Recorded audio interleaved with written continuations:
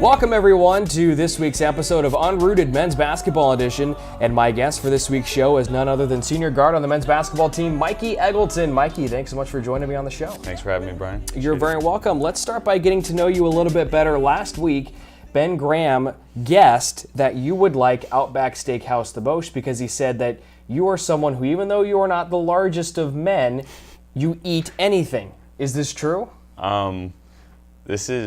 This is pretty true. I have been known to eat almost anything and a lot of it. So that's something, it's always something to talk about when we go on road trips and stuff like that. Guys are always like, oh my God, like, how you do it? Where does the food, I hear a lot, where does it go? And, personally, I don't know. I just know that there's some food, I eat it, rather than it get thrown away or something, I'll eat it. So that's just the way it's been for a while, so. Yeah, because you're what, 5'11"? That's very generous. Very generous? Okay, so we'll go 5'10", and we'll say, I don't know, what, like 180? Like 165. Okay, I'm giving you too much credit here. Okay, exactly. So yeah, I don't know where all that goes. Yeah. Now then the next question is, do you genuinely enjoy Outback Steakhouse? I think Outback Steakhouse is a pretty good restaurant, a nice, I enjoy myself, nice bloomin' onion. Yeah? That's pretty good. Who doesn't? Exactly, bloomin' onions are good. And then steak, obviously, what's not to like about that? But I would say my personal favorite is dessert. So, any type of chocolate cake or something like that is. What do they have there? The Thunder from Down Under? Yeah, I think that's what it's called. Ben Graham, you'd appreciate that one.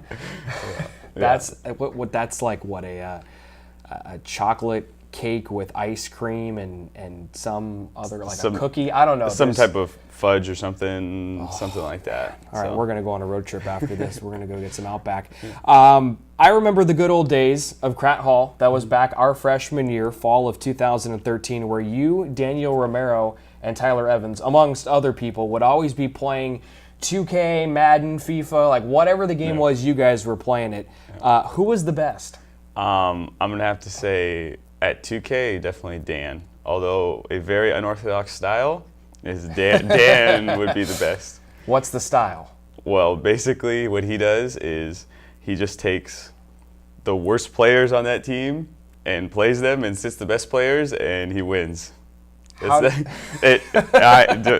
me. I don't know how he does it, but he figures out a way. Is he trying to be confident in the fact that he knows he's better than you, so he's going to give you a chance? Well, see, the thing is that because then when he plays good, actually has good players and plays them, he does worse. Okay. So that's just the way it's been, and that's what he does. All right. I have a friend who did it. Well, I guess used to have a similar tactic. You know, Corey Woods. Mm-hmm. He, whenever he would play the show, he's not good as pitching as Sonny Gray, which was funny because Sonny Gray was the best pitcher on the A's for those years, and he would always if you'd play him, he'd get shelled for like 10 runs in 2 innings. He just couldn't do it. Very similar to Dan. That is strange. Okay, well, Dan, everyone knows your tactics now, so I think. Well, now I can try to come for you, even though I'm not very good at 2K, so that probably would not be a good idea. Okay, let's try to get back on track here. We'll talk some basketball here. It seems like ages ago, but back in 2014, 2015, you were the CalPAC Freshman of the Year. How much more difficult is it to perform now that the Oaks are in the GSAC versus back when you were in the CalPAC as a young freshman? Yeah, the GSAC is just it's a different animal.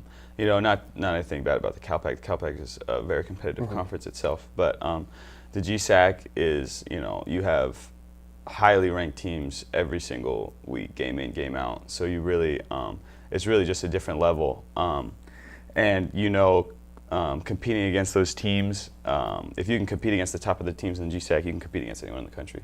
And so to go along with the conference change, every year, regardless of what team you're on, you're going to have some type of different role. Your role is never going to stay the exact same from year to year. So I just, take it and roll with it. And, the GSAC is just a different beast. Absolutely. Now let's talk a little bit specifically about the team now. You guys were up in Humboldt on Sunday, and what a game that wound up being. The Oaks trailed by 7 at halftime, but like you guys always seem to do, found a way to come back, nail-biting 79-78 win. How intense was that game? That was pretty intense. The guys, we really, in the beginning, we started a little slow, coming off the 11-day break. We needed to knock some of the rust off. And then at halftime we were down a little bit, but we were like, we can do this, we got this, and we came out, and the guys really fought hard, especially in the last few minutes, and we got the job done. I think our coach told us like after the game or something that throughout the entire game, I think we led for 40 seconds. So luckily it was at the right time. Yeah, I was going to say 40 seconds at the end of the game. That's all that really matters. Yeah, exactly. Now, the way that the freshmen have been playing and seeing important minutes late in games is particularly impressive. Najai LeBlanc has been running the offense during the final few possessions at times, and Charles Neal had the game-winning free throw in that game against Humboldt. How have you seen them grow so far in their first year? Yeah, those guys are really amazing, honestly. You know, to have a couple of freshmen come in, play at that level, you know, pretty consistently too. They had, you know, some growing pains in the beginning, but that's to be expected. But, you know, really they've done an awesome job of just running the offense and just doing what they do, playing basketball.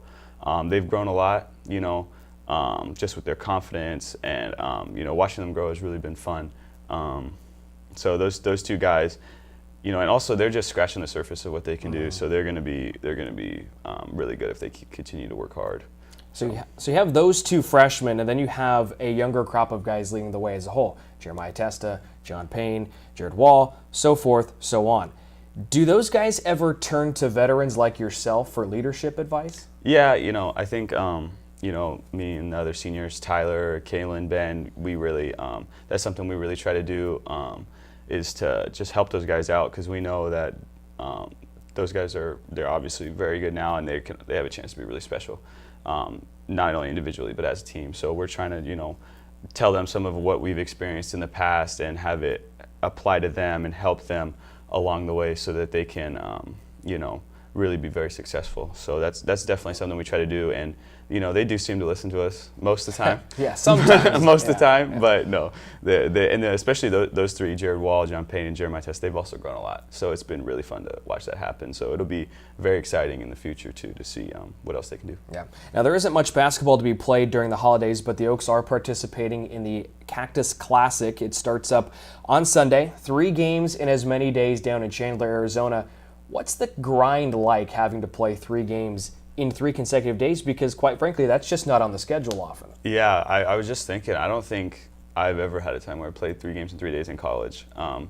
But, you know, that will be a very big grind, but, you know, that's where our depth will come in. You know, a lot of guys will be stepping up, maybe playing more minutes than they're used to, or, you know, what have you, and that's also where our sports performance staff and our sports medicine staff have, you know, done a great job preparing us.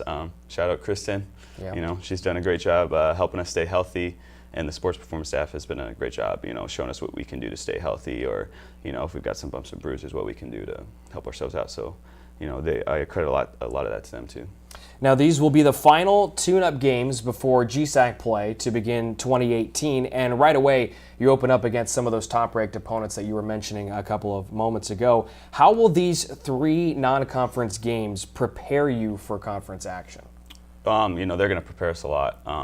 You know, we've got to take something out of every game we play. You know, not just, you know, the wins or the losses, but something out of everything. And these games, you know, they're against good teams. You know, and also teams that we don't have much experience playing against. You know, Rocky Mountain, never played them, or never played Benedictine. Embry-Riddle, we never played them either. So, you know, each team's going to bring something different. Something different we'll probably see later on down the road.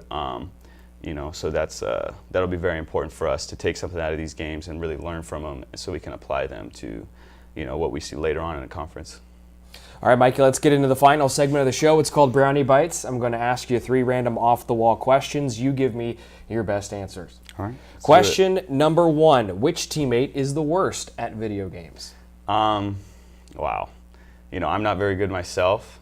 But you can't say you. Yeah, I don't know if I'm the worst, but, you know, I don't know who the worst is, but one guy that, you know, really talks a big game and doesn't exactly back it up, I'm going to have to say Jeremiah Testa.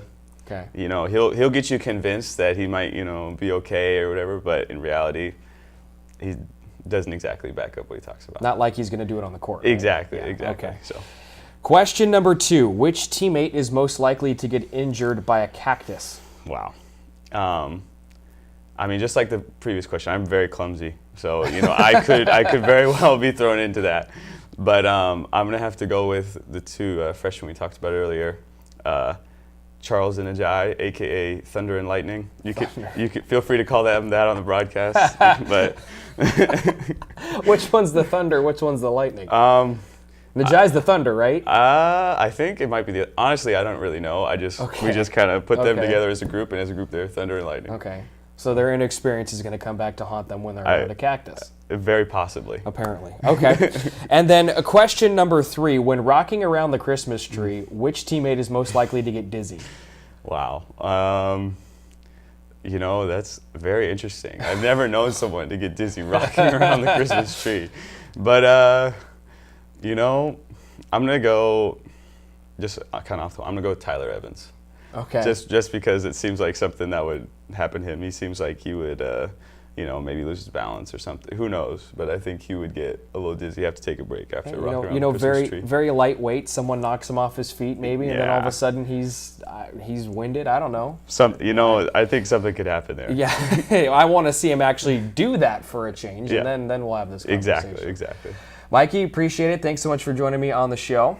Thank you, Brian. Thanks for having me. You're welcome. And folks, again, they are on the road, the men's basketball team. It is the Cactus Classic, their final 3 games of the 2017 portion of their schedule. And it is also the final games in non-conference action before they get to GSAC play in January. They will be taking on Rocky Mountain College, Benedictine College, and Embry-Riddle of Arizona down in Chandler. The tournament runs the 17th through the 19th of December. Games at 12 o'clock the first day. That's 12 o'clock noon on the 17th, and they'll play at 10 a.m. the next day and 8 o'clock at night the next time.